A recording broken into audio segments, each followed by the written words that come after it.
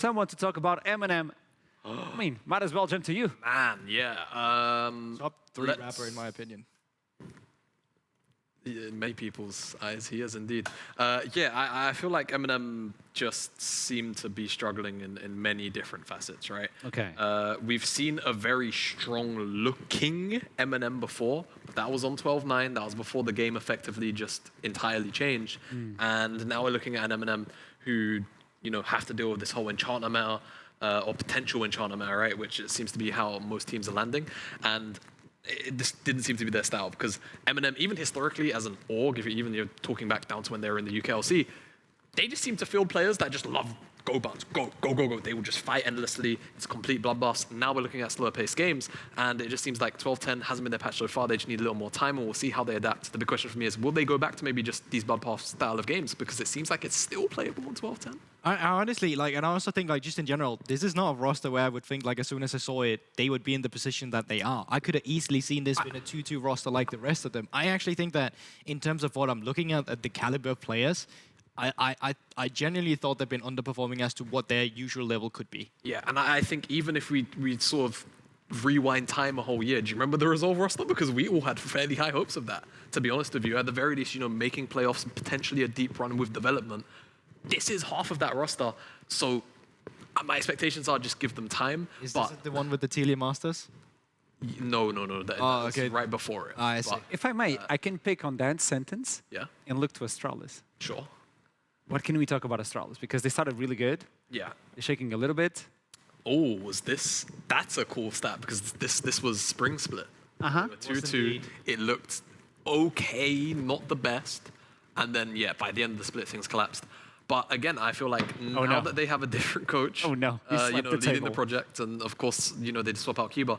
I have a lot of faith in Vando's philosophy and how he makes teams work in the NLC at the very least. I mean, he's a former champion of the NLC. Exactly. Of course. I think the thing I was going to say, this is from back when we had a clear Elite Four we were kind of talking about, and all of a sudden Astralis just plummeted immediately. Some of the issues that we saw from back then was that they struggled to get that bot lane to play for and get that going.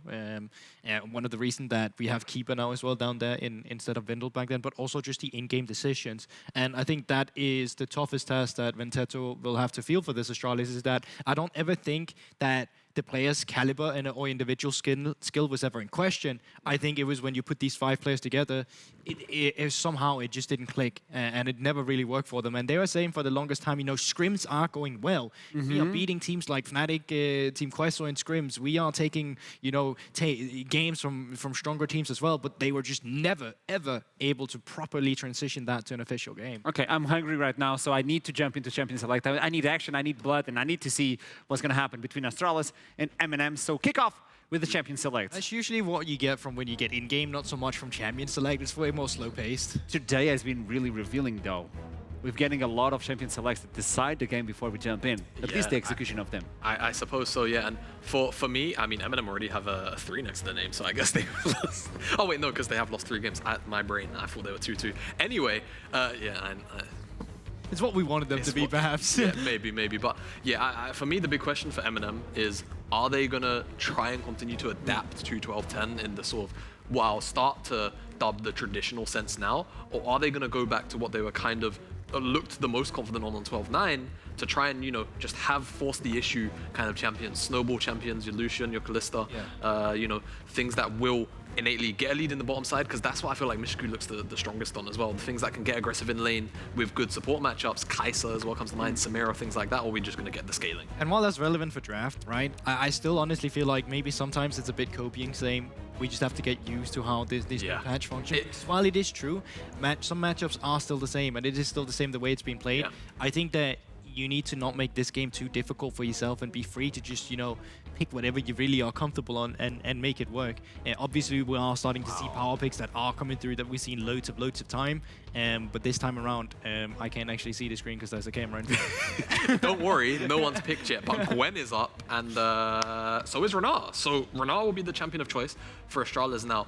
Whenever Gwen and Wukong have both been up like this, teams have actually tended to take the Wukong ahead of it. Now, MNM being on red side, you could technically just take both, but I really haven't seen too many teams double dip like that on red side. What I would expect is MNM to take up the Wukong at the very least, and then perhaps we'll get, you know, something like, I guess, the Lulu. I was going to say another support to try and match into the round. Seems now tell me again, what's the win rate of Lulu so far in our league? It's 0%. There we have it. It doesn't bode well.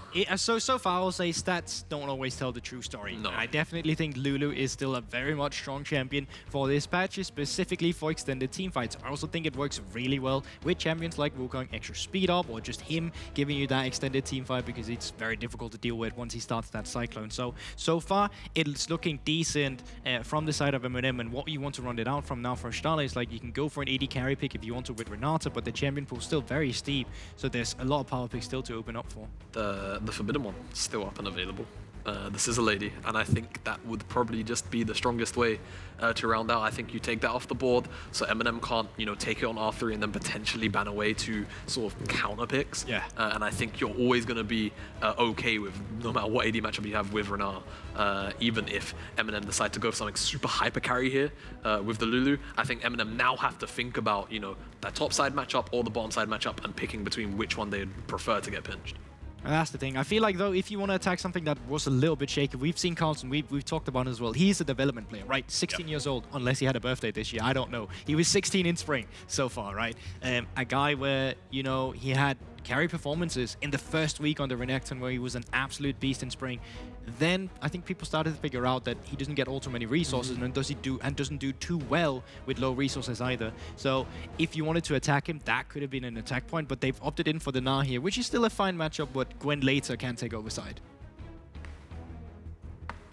Okay, looking into the bans now. We take the Azir, expected.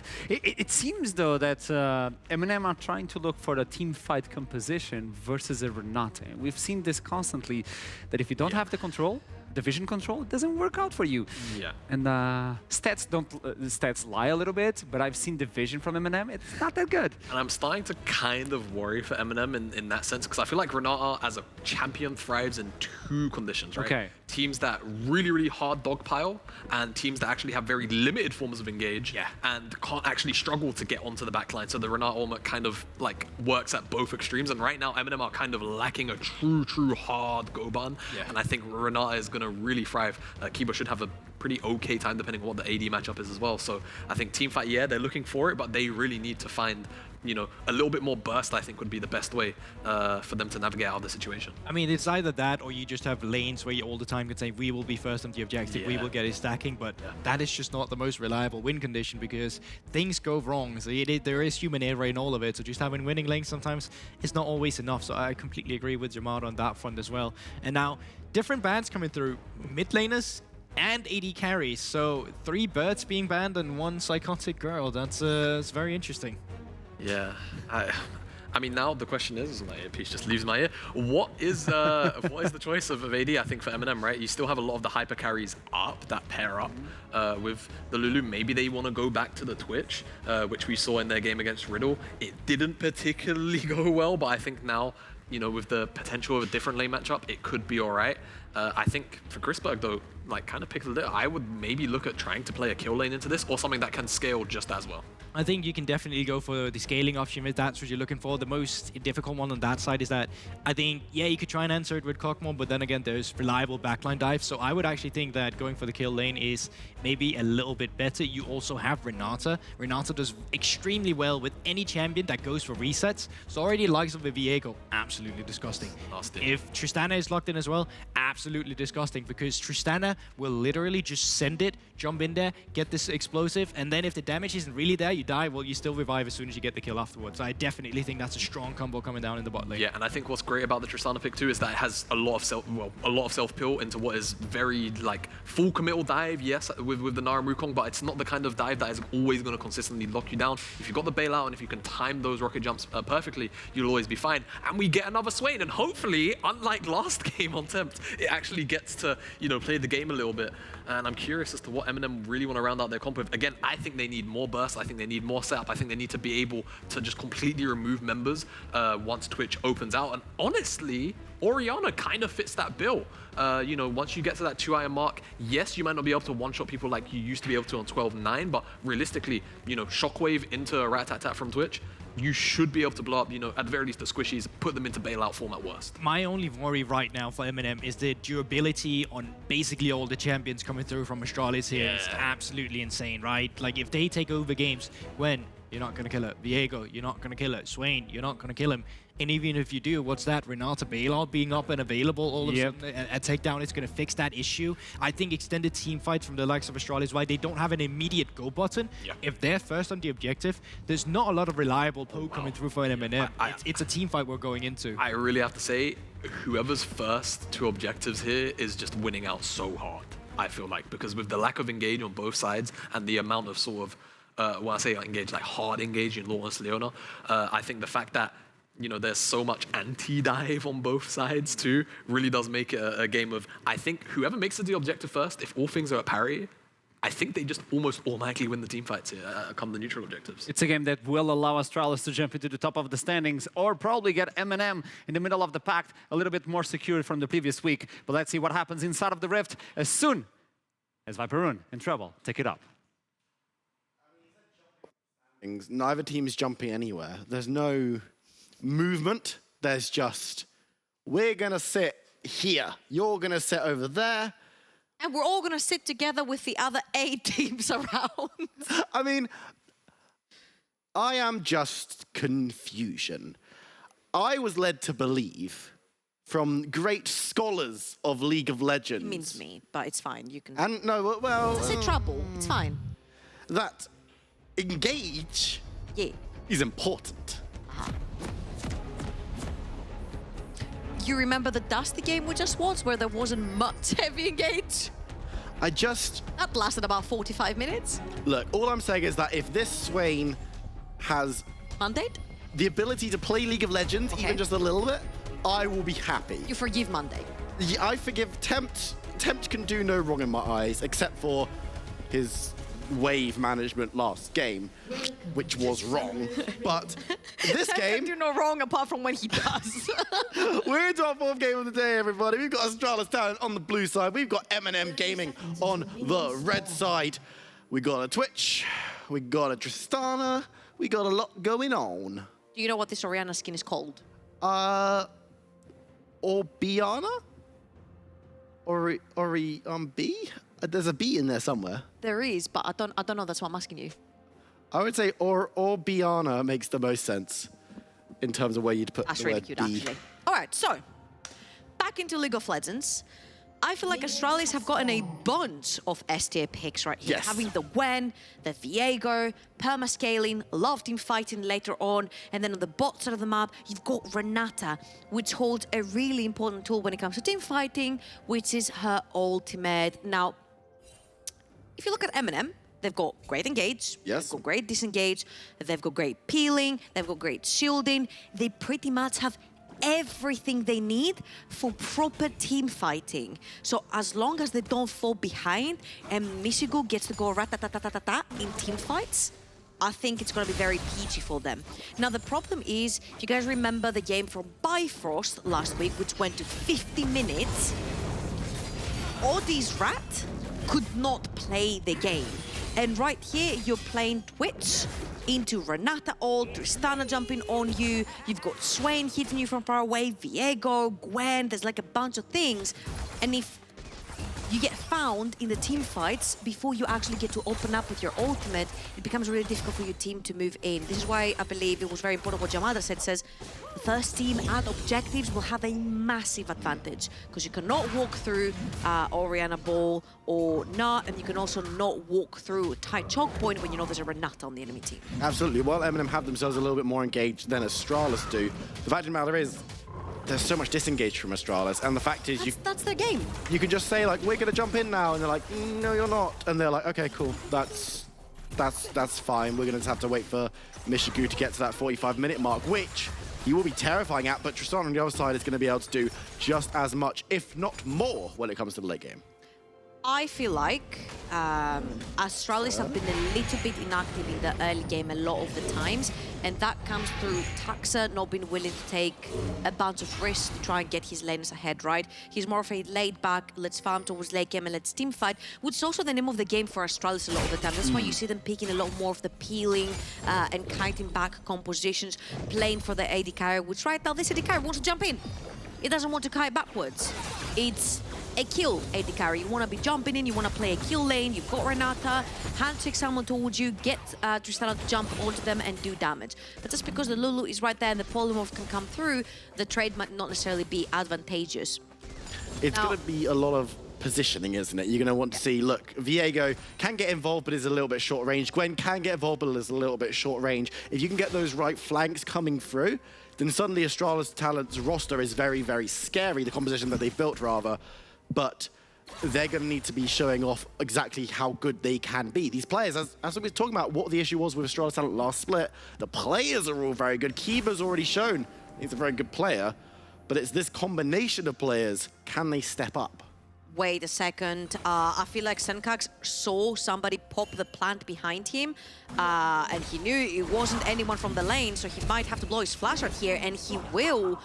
It was a little bit of slow reactions. I think it's the same thing with Tempt, right? Where you're just about to crush your wave and you're like, you know what, I'm gonna 50-50, try to burst that wave so it doesn't get frozen in front of an enemy tower. But right now, Senkax is in a position where his lane is gonna get frozen for a little bit in front of enemy tower, and Wukong is still around. At this point, you need to call your support through the mid lane. Kiba even run through the Scuttle Crab ward to make sure that they know that there's a second person in the mid lane. And as you can see, Soft, he's not gonna try for yet another gank and wrapping around. He's gonna most likely go towards his golems.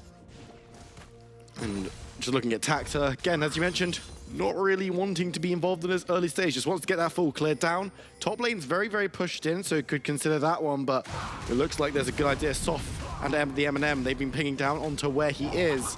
And while we do that, let's have a look at another tweet, shall we? Let's do this. All right. Bifrost Michael, Jax Black, Creox, Tempt, Demvox, the FGG. Is Tempt 3 out of 3 in there? Well, it's Tempt, isn't it? I mean... Okay, so you can't pick two members From the same team. from the same team. Yes. So from X7, we've had only Tempt. Yes. From XL, we've had 2 times Dan, and now it's FGG. Yep. Yep. And I think we had them Voxnet twice I think as we might well. have had Jax Plank. And Jax Plank twice as well. A lot of love for Jax Plank this time around, and honestly, his performance today, definitely deserving of some love up on that top side playing the Gnar. Of course, was not the biggest impact of his team because... You say that, he soaked damage really well. Yeah, but Stefan and Vladdy were It's like- terrifying in that game. Not saying the Jax Plank wasn't good, I'm just For you to be saying... the sword, someone has to be the shield, or it doesn't work. Nah, just It's a team game. Dual wield. It's a team game. No, you don't dual wield, you just die if you dual wield. No, watcha. It's just much cooler though, isn't it? He's doing it IRL as well, guys. Yeah, of course. Swinging around his You want arms. to show the people how it's done, and by the people I mean the people in the production studio, because It's just me. no, and you, yeah. I mean, getting back into the game a little bit. Soft's just dove in towards the Dragon. Level 4 on the Wukong, just wants to be starting this one up, and he's got a lot of support from the rest of his team, so that's an excellent play there. The Vision of Empire will give Vision that the Dragon is being done, but I don't think there's much that Astralis Talent can do. That is very clever as well, because Senkax lost his flash, which means he can't shove in his lane really quickly, which means that Chimera gets to roam the map first. And why I'm saying that this is very important is because in the bot lane for Astralis, whenever you have a Tristana lane, you usually, not usually, like 9 out of 10 times you have the push. Tristana cannot slow push because of the passive, which explodes a minute, and when it dies, you perma-shove bot lane, which means that Astralis should technically always have priority towards the bot side of the map and can be able to walk into river. But just because right now Chimera can walk on the map first before Senkax, it gives the ability for MNM to walk into that river, secure that first dragon, and start possibly stacking the map for later on fights. And that's something that you've always got to be considering. Tristana creates such a unique gameplay situation just because of that, as you said, perma-pushing status. It's not, I wouldn't call it an ability, it's just a case of she's always going to be hard pushing. She's going to be getting that priority, but she's going to be a bit vulnerable to the ganks, and I'm just interested to see how it develops. So this is something interesting that G2 were doing a lot. When Reckless was playing in the team, they used to play a lot of Tristana, and what Jankos used to do is shadow bot side, shoving that wave really quickly, and then together with the bot lane, you invade bot quadrant of enemy jungle and you take everything. Which is why I'm looking at Taxa right now, because it doesn't necessarily seem to be the case. Like when he decided to invade, it was a little bit too late to sort of run away with his blue buff. This is why I'm asking for a little bit more creativity for Astralis, especially since you have Tristana, especially since you know you're going to have this perma shove in bot lane. Use it to your advantage and make that Wukong suffer. So far, Taxa has fallen behind about 10 CS, and now they're starting that Rift Herald as well. But it's going to be a 4 versus 4 towards the top side of the map. Chimera still stuck in the mid lane trying to shove in the wave, and I don't necessarily think that MNM are going to try to fight for this. Looks like they're just going to try and get as much push down in the mid lane as they possibly can, knowing that they're probably a little bit too late to the situation, but are just going to try and get themselves a nice wave state going into the jungle invading, getting as much as they can on the other side of the map. Yeah. And if anything, again, I feel like Soph has a better grasp on his pathing right now, because he's like, okay, we're losing Rift Herald. What can I do to replicate that success from my team? We can shove in that mid wave, we can force Astralis to show up on the map, we can take the Wraiths away. He keeps that lead for himself, the experience lead and the gold lead. He has 2 more camps to take at this point, and I'm wondering if potentially we could see a fight really soon, because 2.5 minutes, the second dragon's coming up, it's going to be a Cloud Drake, unless it always shows a Cloud Drake up there and I've been baited. I believe it is a Cloud Drake this time around, which is... It's good news, because it means whatever Drake spawns after, the teams are going to be very inclined to take that as a soul. Absolutely, and when you've got dragons that are useful to contest, and of course teams want to contest every dragon because it's always a positive thing to secure it. You just fight for Elder, it's fine. Yeah, exactly, but when it's a Cloud Dragon, some teams are like, it's not that fussed about it, but when it's something in Hex Tech, you're like, boy, get down to Dragon. I don't care that you don't have teleport, you're walking, lad. As these teams will want to contest and grab themselves the best buffs they possibly can. As we see Soph just clearing away his Gromp and getting rid of as much gold, or gaining as much gold as he possibly can, which is always going to be positive. And as you said, Taxa, the thing with Taxa now is he's got this Rift Herald in pocket, so that means that he's got gold in Potentia. He needs to now match what was lost on the other side of the map when he took it. Where can he do that? It's going to be difficult to see where he's going to want to drop that one. Taxa he's just going to continue clearing. This is something that we talked about already. We said, look, Taxa doesn't want to have the biggest impact in the early game. He wants to clear, he wants to farm, but he's fallen behind them. Yeah, again, it feels like Soph is a little bit faster on the map, on taking things away whenever he spots Taxa on the map. And when it comes to Rift Herald, you usually want to use it either bot lane to like free your bot lane, and with Tristana and how fast it takes towers, you use that Rift Herald to take like the remaining few plates. There's already 1 down. If you can push with Tristana to take 1 more tower plating, you can drop it there. A lot of the times, teams will also drop it in the mid lane just to create pressure when a big objective is coming up. And right now, we mentioned it, it's going to be another dragon coming up on the Rift, so you definitely might want to contest that, or MNM are going to have 2 for themselves. Again, Chimera is the first one to walk onto this river, which makes it really difficult for Astralis to try and attack from multiple sides, because you cannot walk over Orianna Orb. And if you do, it's going to be a very bad time. And of course, remember that they do have the Twitch delivery system for the Orianna Orb and for the Lulu Ultimate if they want to go for some very DIY engage tools. I cannot wait for the Twitch to walk body first into an entire team just for the shockwave to hit. Yeah, I mean... I've never seen this before. Have you never? You have not been playing at the elos that I've been playing at, because I'm saying if Mishku dies a couple of times, it's like, the kitty is gone, send me in. Is going to dive on forward, but Astralis sending the Rift Herald bot lane, which does make a lot of sense, because they've got Chrisberg down there on the Tristana, who's very good at demolishing towers as it is. Soph is there too, which means that this Rift Herald will not take the bot lane tower.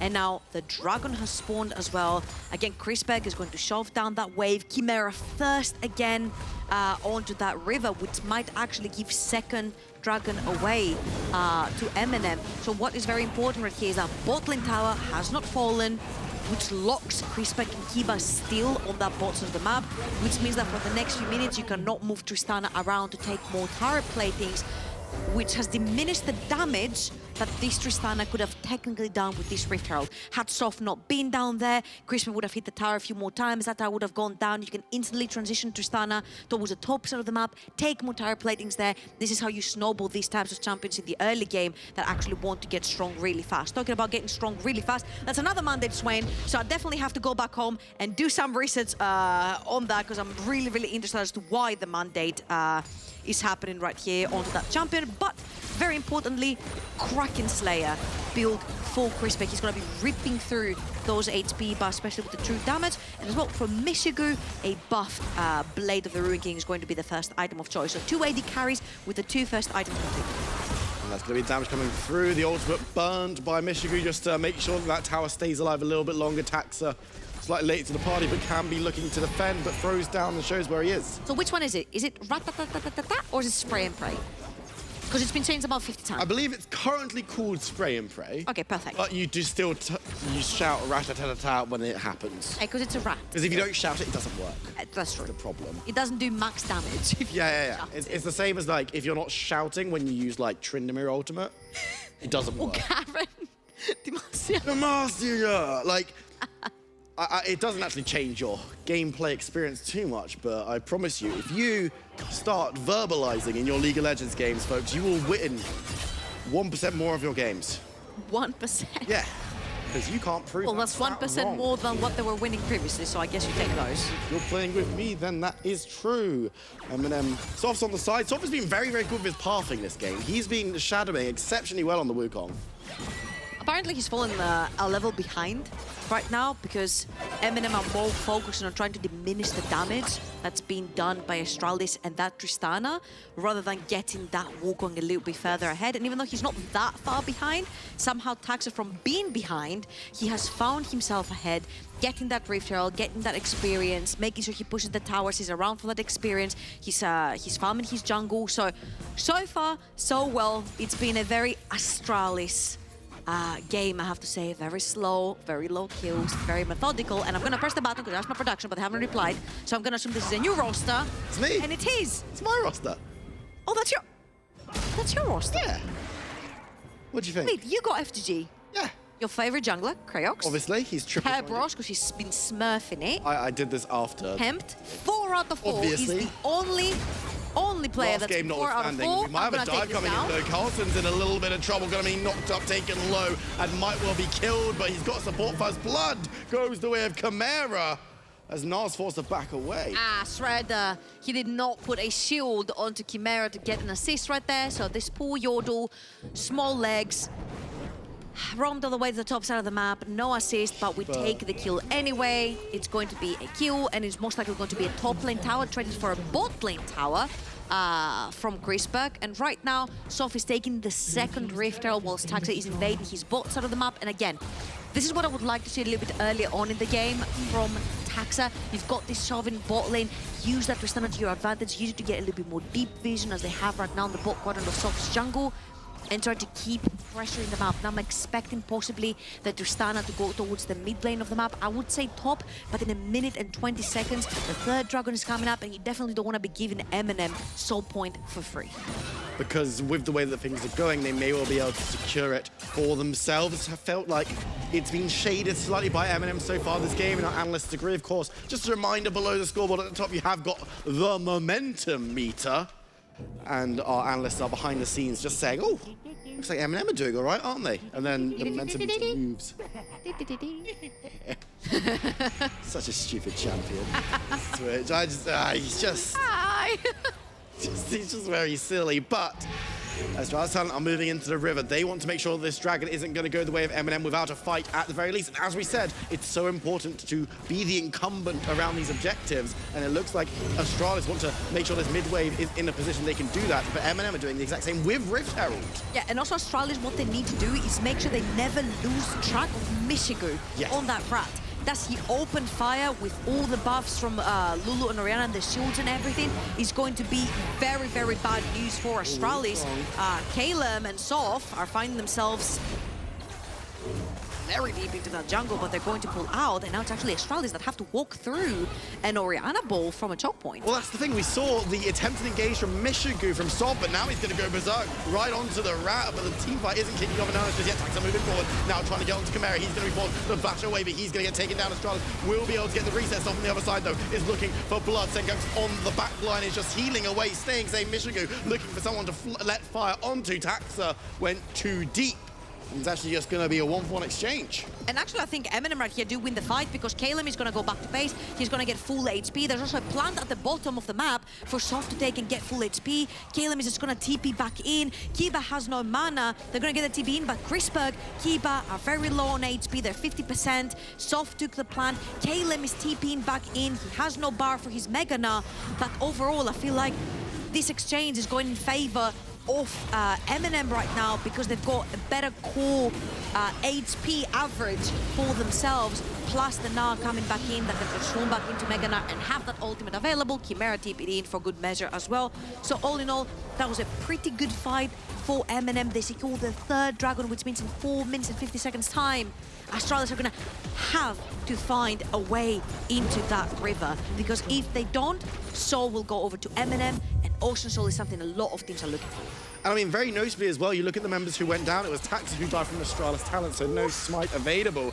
And while the Bernardo ultimate didn't hit too much, it was kind of that go button and everything kicked off. And that was really close to being like a 3 or 4 mana ultimate right there from Kiba, but the second it misses, actually Mishiku is able to cleanse that and starts putting down the damage. The only unfortunate thing is that Mishiku is towards the bot side of the screen trying to kill Senkax and Carlsen, whilst Kiba and Chrisberg are on so low HP. Had Mishiku actually played with his ultimate towards the top side of the map on that second fight that was happening, I feel like MNM would have won this fight even more. Nevertheless, it's a 1 fight for them. They're 1 in kills. They got the third dragon as well, and then marching towards a soul point.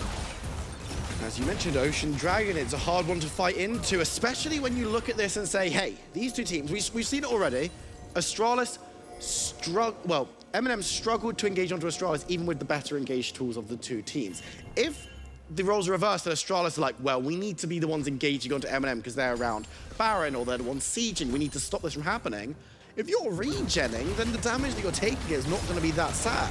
And I feel like you saw it right there. Oh, that's Chrisberg gone, and Kiba may well go the same way. A massive ultimate sees him a bit slower, but Kalen's the only one collapsing there, and it's 2 kills for MNM. That is a sprint down Baron lane for MNM. Really well played right there, catching the duo bot lane from Astralis. Mind you, Taxa is still up. He can dive through the back of the pit. We saw it in our previous game as well versus XL. It could be the case. Again, Taxa's gonna be chilling around. They just need to have vision onto that pit, but Senkax is playing the Swain. He can actually give them vision. He's hanging around, Caleb jumping out, looking for an orange to 2. The massive stun comes down. Now MNM are looking to take this fight. They murder both members of Astralis talent. Taxa manages to pick up one. Carlsen actually sneaks away for a second before going down. And now Taxa needs to try and get a kill. Won't be able to get the resets down. As MNM, they're going to be too low to continue the Baron, but they take the fight nonetheless. Yeah, they sacrifice 3 of their members, but they're making sure the Baron is not going down because they leave MNM with super low HP bars. And again, you see beautiful ultimate right there from Caleb. But Carlsen onto that Gwen goes completely immune right there and heals through a bunch of that damage with his ultimate. And once in the bubble, the Twitch actually has to walk on top of the Gwen to put any damage down, which caused a lot of damage. But nevertheless, yes, MNM run away with 3 kills in their pocket. But very importantly, Astralis stopped the Baron because they leave them so low. And Chrisberg and Kiba were just on their way, so they could completely wipe them out and start the Baron themselves. Really good call right there from MNM to turn the fight around and not play the 50-50. Now that means that Baron is still available, so it's still a threat on the map, and you've got to imagine MNM looking more and more like the team that will be able to secure it. Remember, if they win this game, then they're tying up with not only Astralis talent, but a bunch of other teams. Looking at Nariki X7 on that 2-3 scoreline right now, and this league could not really be closer. I mean, it could be closer because you could have all the teams on tied scorelines to some extent, but I'm looking at Astralis talent there on the back foot a little bit. They need to find a way to potentially grow back into this game because they've got good late game scaling, but they've only got a minute until that next dragon. Yeah, and I'd like to see a little bit more pressure on the side lanes, right? Send one of your members to go toward the top side of the map, push that wave down, but they're just so afraid because the mid lane tower is missing. They're so afraid to just have Misigu and Shredder there in the middle of the lane without a tower at the back, shoving in the wave. And that mid lane wave is going to be so important because it's going to be the wave that will allow you to move down the river to contest for that soul, right? So MNM really needs to shove in that wave, and they need to be as a four-man core to be able to stand against Astralis. Sof has found himself Taxa. Poured out. Sof needs to be careful. A lot of damage coming on through. Who's going to go berserk? No one coming into the backline, looking for Sof. He's going to be able to ult, but he won't be able to survive as he goes down. That's 2 for Astralis Talent as they chase towards Shredder. He's going to go low, but gets under tower just in time. And I think Astralis Talent have just denied the Dragon Soul. That was such an insane ward right there by Astralis, really deep into that mid lane, allows Carlson to come in. And yes, even though they do not have hard engage, if Sof faces like this, Astralis are able to punish. Really good TP from Carlson right there to stop any backup as well from MNM from coming in. And this is their soul being denied. The first one that's going to go towards Astralis as well. And that was a very good fight. We were mentioning previously how Astralis are finding it really hard to engage these fights. We saw previously like Kiba trying to cheekily ult through a wall to maybe get a 2 to 3 to 4 man ultimate to start a fight. It's really difficult because you don't necessarily have a very hard go button other than the Renata ult. And right there you see Sof had to flash away from it. A bunch of flashes were expended that fight as well for Chimera and Shredder. And now that Baron is in the mix, now that these AD carries have multiple items, almost second item from Misigu, Crispec has 2.5 items in his name, this Baron is going to start looking a lot more enticing because you can take it much faster. Oh, Kiba might be in a bit of trouble here, but he's going to be able to get some damage done. The soft support is coming on through, but the tower has been secured by MNM. They're happy with what they gained and are going to just back away. Breaking over the mid lane could be pretty big. Oh, he has the ball. See, that's what I'm saying. It's the perfect engage solution. Okay, I'm just saying, I think he has the ball on him because he can get a W and be fast. No. It's all about the ultimate. Fast boy rat. I don't think this is for a sombrero. Archer, I'm just saying, in the interview, MNM, I want you to ask about the engage rat. Trust me, it's good. He doesn't have flash. Doesn't matter. Doesn't need it. Just W do it. speed. Just do it. And the ult's for engage. And then Wukong dives in and is like, watch out! You're so emotive today. I'm just, I really hope. Okay, guys. I've been At the end of our show, the production is always making a little mix of our entire day. I really hope they've recorded what you've been doing with your hands all day and how emotive you've been. I'm just sleep And just put it at the very end. That's all So it is. please make sure to stay after the post game, after last game, because this is gonna be gold Viper. Let's go to bed. We've got another game after this, of course. We've got Bifrost Singularity to round out the day. So there's plenty more League of Legends action to be enjoyed here at the NLC Division 1. Not Division 2, not Division 3, Division 1. And MNM setting up around this Baron. They're not necessarily looking to do it particularly, but they just want to gain some control around the vision. And they get one of those blue ones, but they don't get the other one.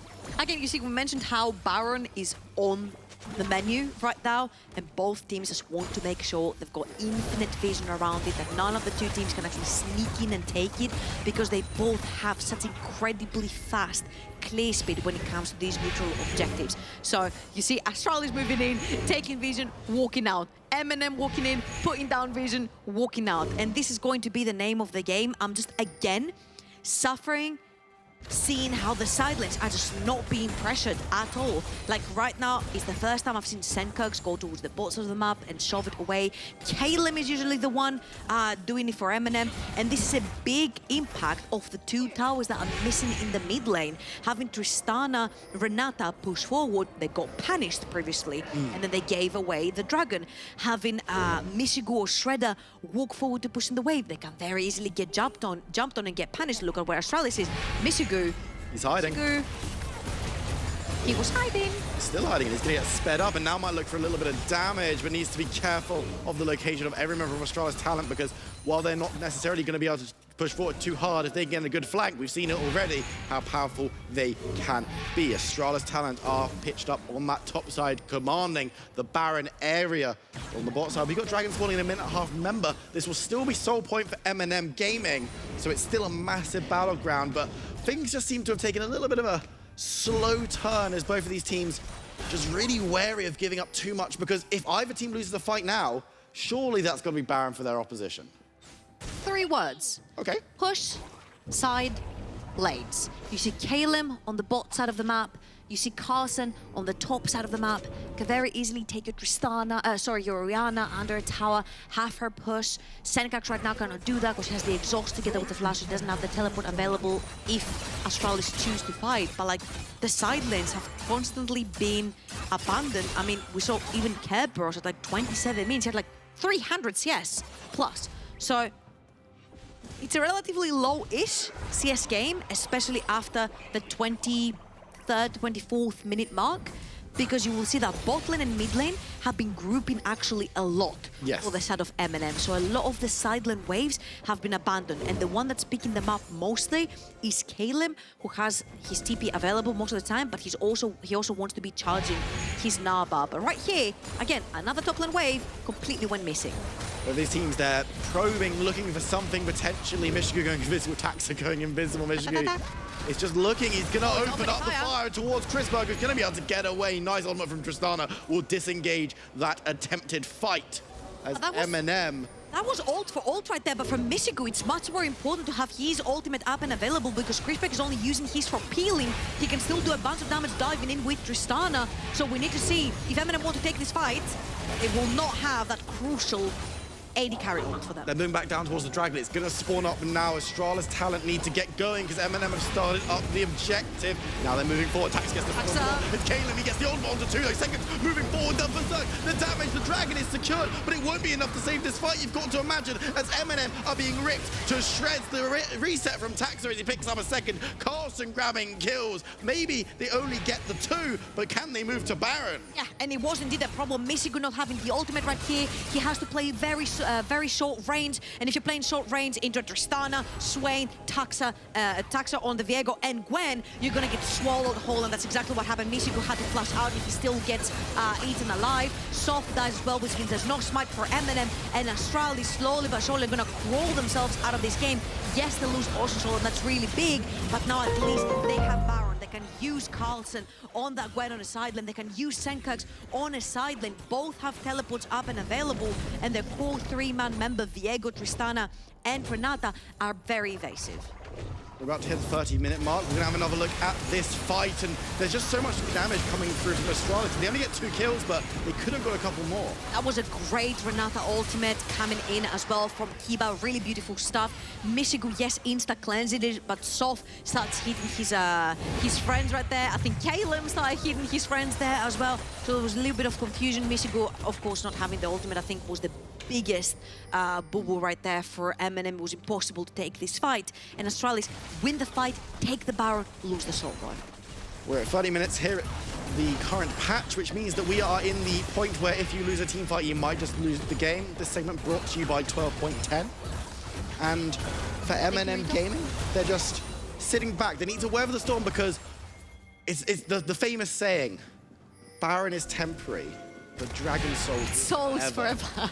And they're going to be able to get the advantage if they can weather the storm for a few seconds longer. And we know that MNM are pretty good at disengaging when Astralis have tried to engage on them, but they're going to have to be pretty careful because it looks like Astralis, with their pushing power, are looking to crack open the base. Won't be able to do so just yet, though. Members of MNM are moving forward. Kalem has caught out Carlson. He's going to be able to dash away, and this inner tower may well be forfeit as it does go down. Yeah, and look at that. While this is happening, another mid lane wave is pushing.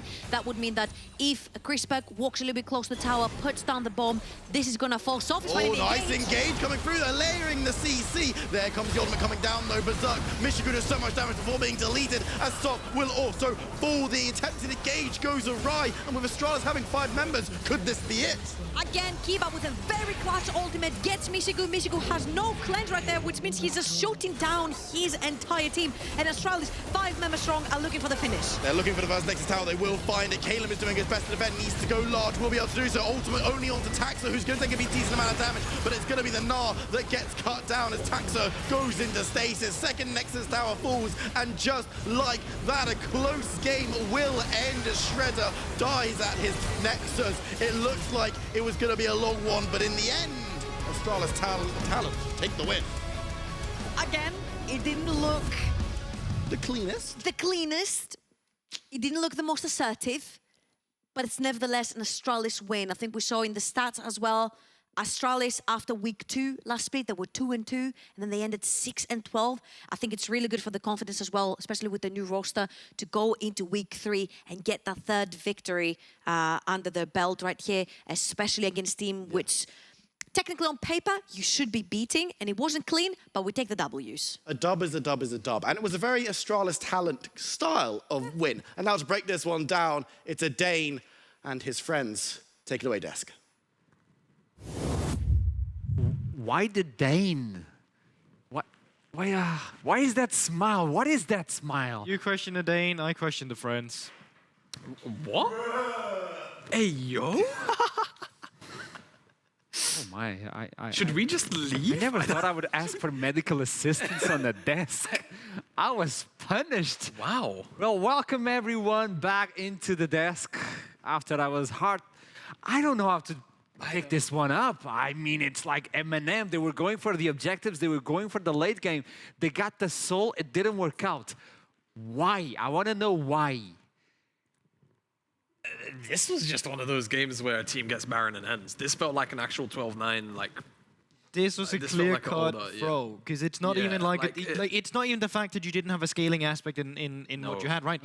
Orianna, already on death cap as well. Twitch, with the Yuumi as well. This whole setup to it, I think Trouble touched nicely on this as well. The fact that Michigu no longer had that R, it was so easy for them to walk up forward. Yes, they had to watch out from the Orianna, but it just felt like they were so rushed and focused on the soul. Like, you could have still kept the fight where you fought them at the first river bush that continued. Instead, what happened is that they just went immediately into the Drake pit. And by doing so, they let themselves be collapsed. The entire story of this game is that if you're first on the objective, you can turn on towards your opponent, play with the spacing. But in the last fight that mattered the most, that's not what MNM did. They tunneled visioned, and that opened up for Keeper to come in and split them up with his Renata ultimate, them to be scattered. Someone was focusing the Drake, one was shooting his teammates, and the other one was just trying to fight the battle. And it was just MNM that collapsed and was not on the same page. And we keep talking about this. Twitch is a viable hyper carry in the late game, but you need that ulti. If you don't have the ulti, I think it was Trouble that said it on the previous week, you're a really close AD carry, so you need to be aware of your positioning.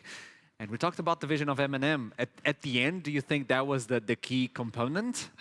I guess so. They just kind of lost sight of how to play team fights, I think. Yeah. Beyond a certain part. Like, I feel like for the first sort of 20-ish and a half minutes, right? It felt like they had a pretty decent understanding. They were always, for the most part, the first ones to the objective. They understood that part. They even got to the part where they get the soul. But again, losing that fight at that crucial timer into losing the Baron like that, I think it's just a lapse in judgment. Yeah. Come that final fight, and I think also Michigu trading his ult right before the Hex soul spawned up for the Tristana armor. It's not the same level of value. Like, Well, we can talk about all we want. I genuinely feel like from the side of MNM, we saw a decent early game coming out from them. We saw a good mid game as well, leading up to the fact that, you know, the Baron they had on Astralis, where they just, you know, get to take the team fight around it. They really get to display around that Baron how the team comp is supposed to function, right? They start up the objective and they turn, right? They leave the objective behind. They turn onto one Senkox onto Swain. They just blow it up immediately. But because the fight got so scattered, it got so orchestrated later,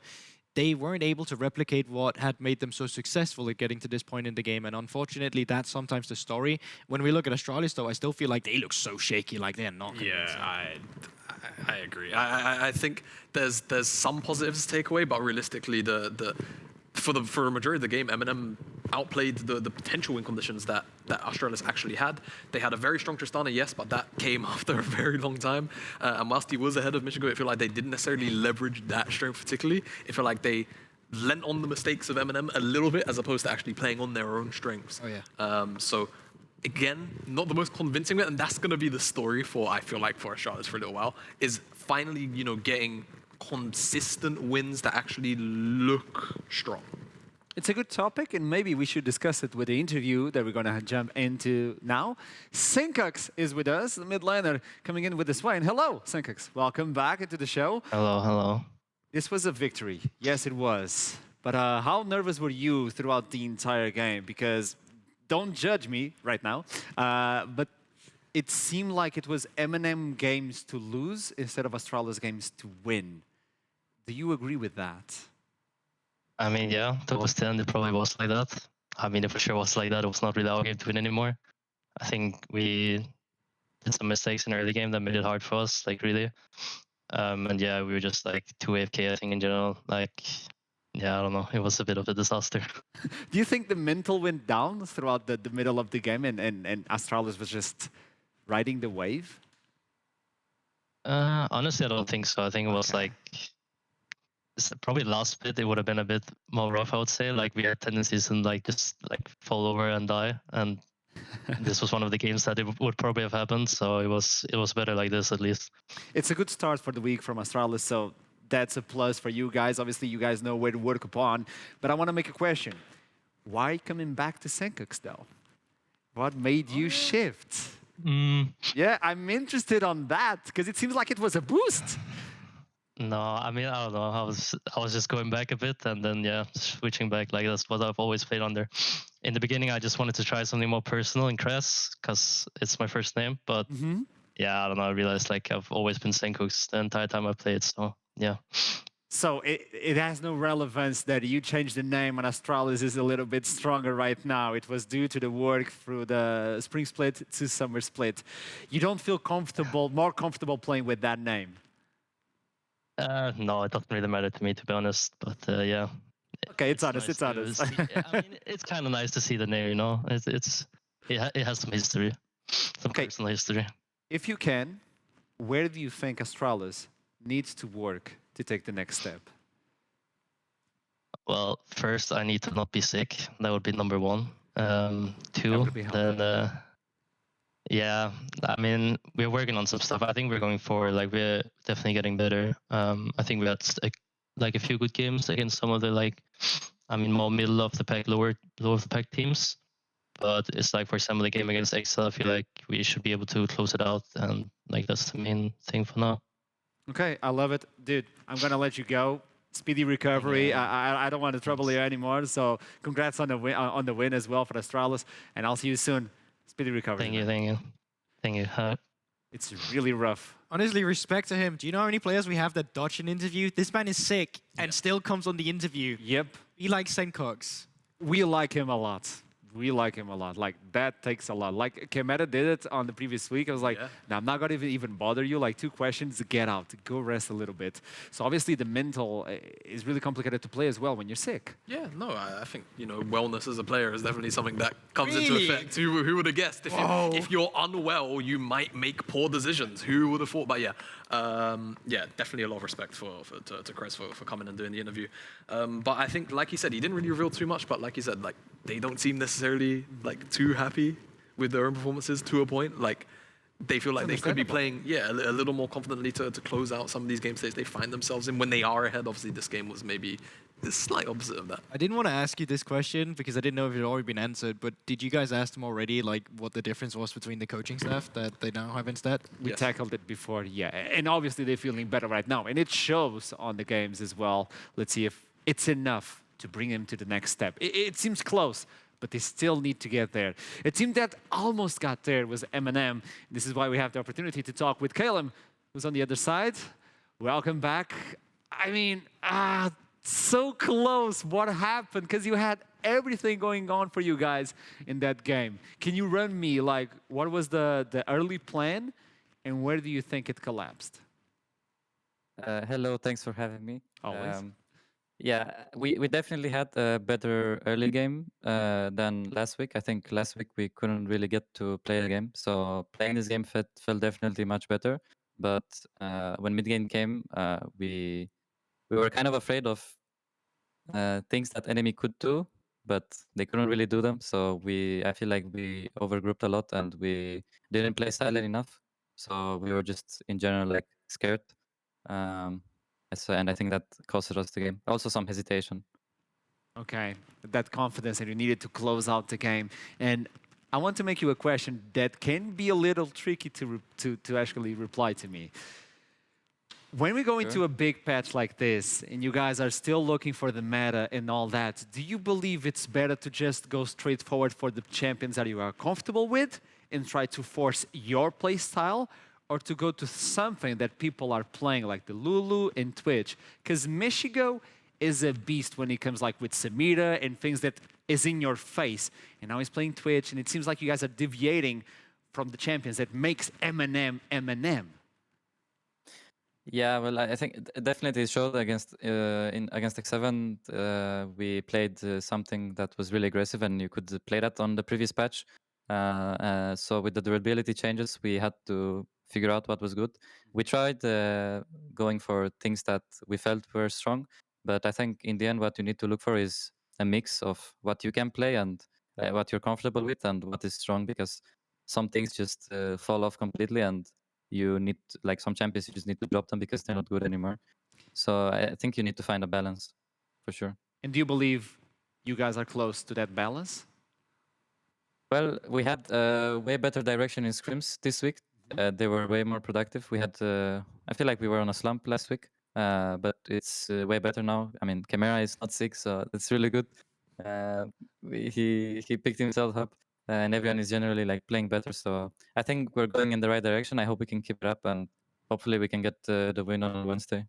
Okay, let's see what happens. Kelly, thank you so much for the interview. It was a rough game, but you guys did amazingly, regardless of the end of the game. Thank you so much, man.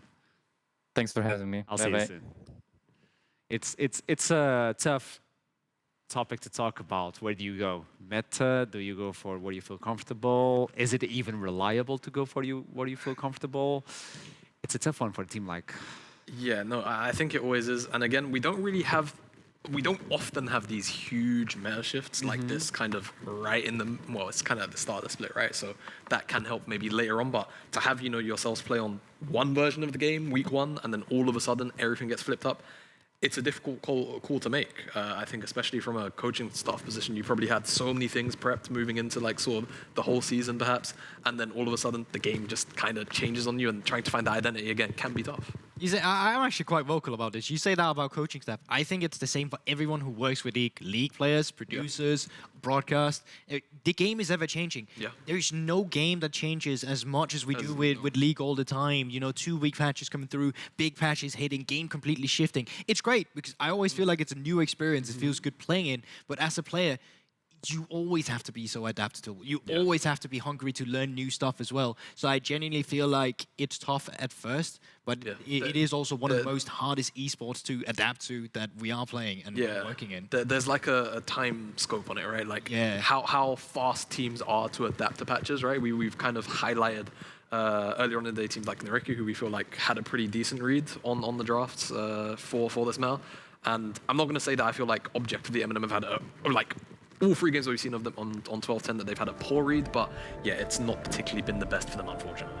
It has not been the best for them. Now looking into the standings, not a lot has shifted, or else Goldberg is going to attack me, but MNM 1-4 at the end of the day. Meanwhile, Astralis are jumping into the top, almost getting close to Bifrost. If Bifrost loses the next game, they'll be tied up for second game. And I've already said, Archer, they've got their tax return game. I don't know My desk today is so spicy. We're talking